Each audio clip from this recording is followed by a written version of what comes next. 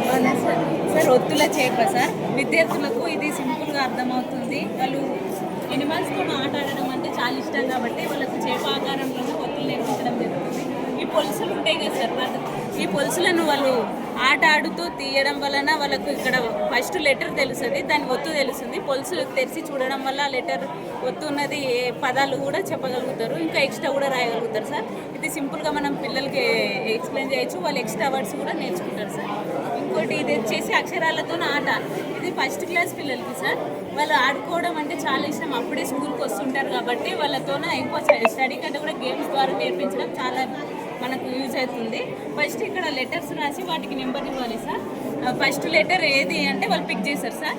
తర్వాత third letter ఏది అంటే పిక్ చేస్తారు. వాళ్ళిద్దరు అబ్బాయిలు వాళ్ళ పక్కలో నిలబడేటప్పుడు ఆ లెటర్ ఏం ఫామ్ అవుతుంది అంటే వర్డ్ ఏం ఫామ్ అవుతుంది అంటే చెప్పేస్తారు సార్. తల అని అన్ని ఇట్లానే ఉన్నాయి సార్.